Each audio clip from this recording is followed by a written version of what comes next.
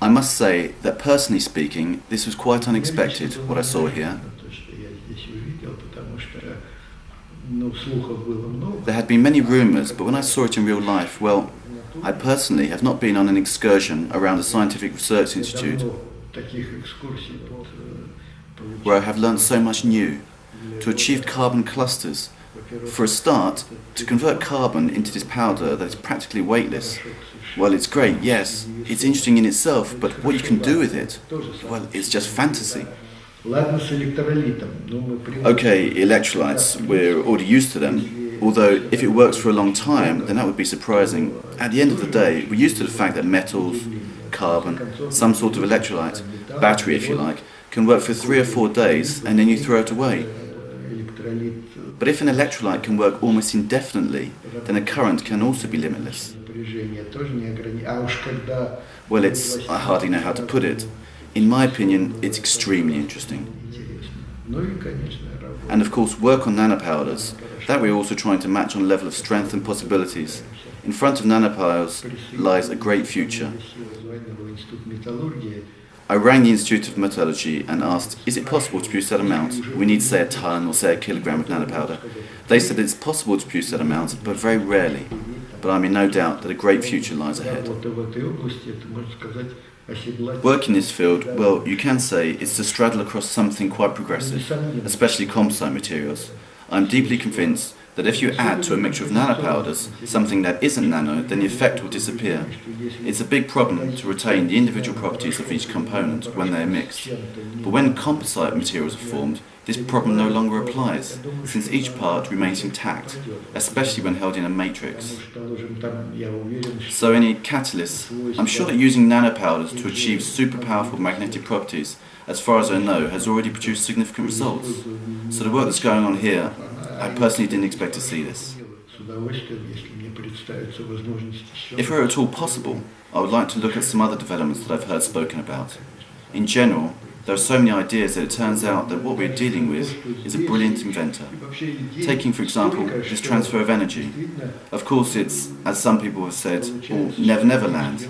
But if we apply it to our roads by transferring electromotive force, then it could be used as a prototype for the future.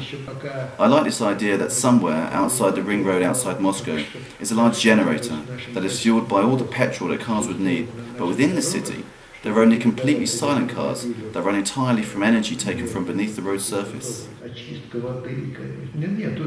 A water purifier. It's interesting. How could we call this place if we were to select a name? Maybe Victor Petrik's Fantastical Research Laboratory? I don't even know what to call it, so that the name matched the genius work that you're carrying out. I think that these ideas arise without any delusion. I find the fact that you have already shown us your work in action, it's very impressive. It's rather dispiriting that we cannot always explain everything, but maybe this should invigorate us further, since if we could explain everything, then it would become boring. We need to widen the boundaries of our knowledge. At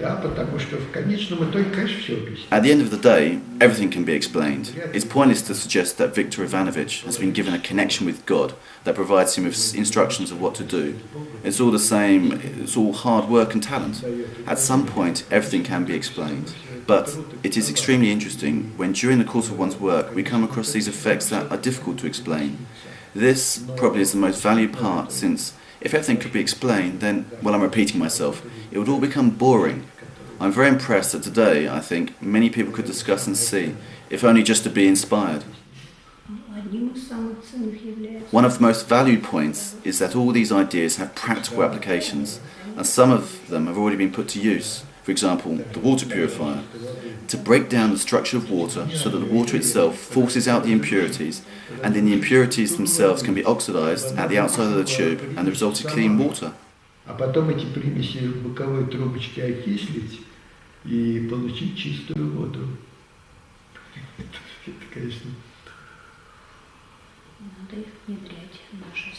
We need to apply this technology in our country. Unfortunately, it's difficult at the moment to apply these sorts of things in our country. Actually, with the enthusiasm with which the energy that is the great inventor Victor Ivanovich, I think it is possible. Today I reflected on the great inventors. Surely Victor Ivanovich stands shoulder to shoulder with them. So we are dealing with an extremely interesting occurrence. Even if we ignore for a moment what we have seen from the world of science, but just consider the human being that we now know, it's very interesting. This specific state of mind, completely out of the ordinary, because all the great inventors had exactly that same state of mind. We must study and understand how a person can achieve such results in completely different fields. I can understand when a person finds success by tirelessly working within one field, but to achieve such interesting things in such different fields, well, it's of course fantastic and even very interesting.